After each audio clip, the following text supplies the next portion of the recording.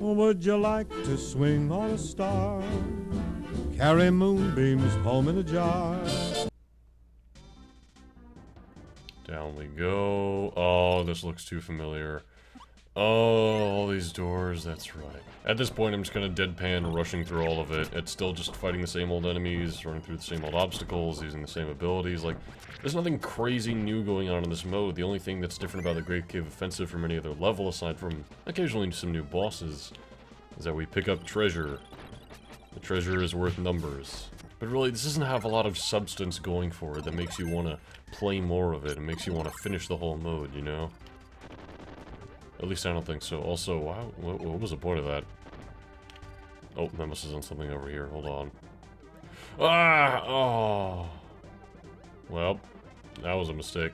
That's another thing. All the treasure in this seems like, oh, I wish I could have seen the future to understand how to get that.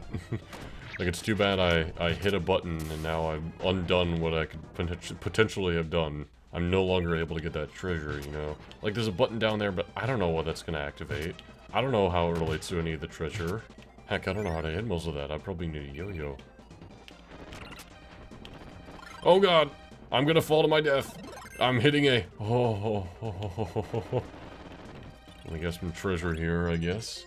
That's always kind of been an issue in Kirby level design, is the moments where it's like, hey, if you hit this button, something will block your path, it won't let you get these extras anymore. But in this case, that's the whole driving point of the Great Cave Offensive, is to get treasures. So when you're suddenly not able to get them, it's like, well, shit, I guess I'll just run through the level like normal then. Whereas in most Kirby levels, it's like, oh, I missed out on a 1-up or a tomato or something. Oh well, at least I'm still beating levels, at least I'm still beating bosses and everything. In the Great Cave Offensive, it's like, I guess this is getting me by, in a way.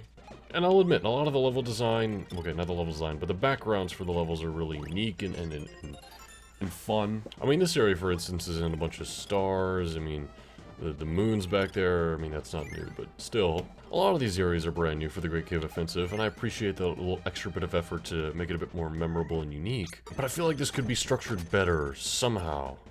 Maybe I don't know it best. I mean, I'm not the #1 game critic on YouTube by any means. But I feel like I could improve this. Somehow I could improve it, anyway. Do we have another boss here? I think we do. Oh, I don't remember this guy, but alright. It's a lizard thing. I really don't remember this guy. What the hell are you? You're like stretching your tail legs all over the place? What a weird boss. I don't remember that, but okay. Maybe we don't technically have to fight it, or... I don't know. Now we have a classic Donkey Kong Country kind of bit here. Or Donkey Kong Country 2, I should say, in Bramble Blast. There we go. And we're back here. Back to the castle we were at. Okay, so that was all for its own treasure, but it didn't actually get us anywhere. You see what I mean by just kind of feeling like I'm not getting anywhere, I'm not doing anything? Like, what is the point of all this? Do we even have to go in the castle? Can we just ignore the castle? Maybe that's why I don't remember that boss very well.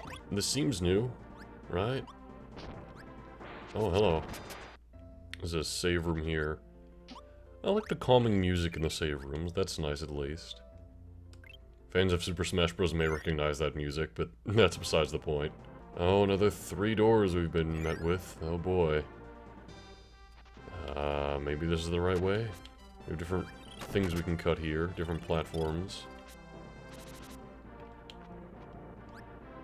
But it looks like that just kind of blocked off that 1-up down there. Again, there's no way for me to know that until... It's like trial and error. Like, now I gotta go back and either reset the room or go somewhere else. I don't know, I just don't find any of that very fun. Like, okay, if we don't want to go after any of the treasure in there, we can just ignore that, it seems.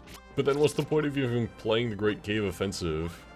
Like, at this point, it's been going on much longer, I'd say, than Meta Knight or Dynablade did. And yet we're still going on. Just getting little collectibles, occasionally fighting some bosses. I think we have one here. Oh yes, this thing. Yeah, because we always have a face with hands in platformer bosses of different sorts. Of course, all we can do is really hit the hands on the way down. Here you go. What are you doing? Biospark, you needed that. Why, what? Oh, come on, you. Oh, no, the rock. The rock got me from the side. Okay. Alright, let's give this another go. The parasol seems like the ideal ability to handle falling rocks from the ceiling and to have a more lingering hitbox and get more damage off on the boss. The AI seems a little confused by this fight since there's no like enemy to hit for a little bit until the hand shows up.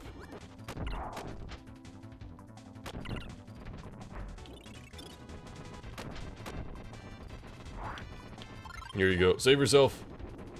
Get the parasol. What are you doing? You're dying. Oh. Well, we almost got the boss at least. There we go. And there we go. So that's the end of the boss right there, just by destroying his hand enough times. I guess that's enough to finish them off. We carry on. I mean, we're just kind of ignoring a lot of the stuff, the main bulk of the game. Again, I do apologize if this is like your favorite game mode, or if you really like what this changes about the Kirby formula. Heck, maybe you like this more than some other Kirby games. It's certainly different, but I guess the different it goes for just doesn't appeal to me, really. And it seems we've made it back to the beginning. Alright, do we just warp out of here now? Yep, okay. That's the Great Cave Offensive for you. I'm not a big fan of it, to be honest. We get to recount all the treasure we obtain, which was not a lot, especially compared to how much is in the Great Cave Offensive total. I don't think you get any bonus reward for getting all of it, just a higher score, higher number. Again, it's all numbers and score. It feels like it's outdated, honestly. This might have been a Kirby game in the arcades, or a Kirby game in the NES, maybe. But Super Nintendo had Donkey Kong Country. Games like Donkey Kong Country 1 through 3, Yoshi's Island, they strive to be better than what the Great Cave Offensive is and what it embodies. And if you're gonna play Superstar, you can probably ignore Great Cave Offensive, at least hopefully you can. You have to beat it in order to unlock Milky Way Wishes, so we'll be doing that next time, but it's up to you, honestly. You still get the absolute highlights of the game, which in my eyes are Revenge of Mennonite, Dynablade, Spring Breeze, and Gourmet Race. And Milky Way Wishes isn't too bad either, so we'll get into that next time with the finale. I hope to see you all then.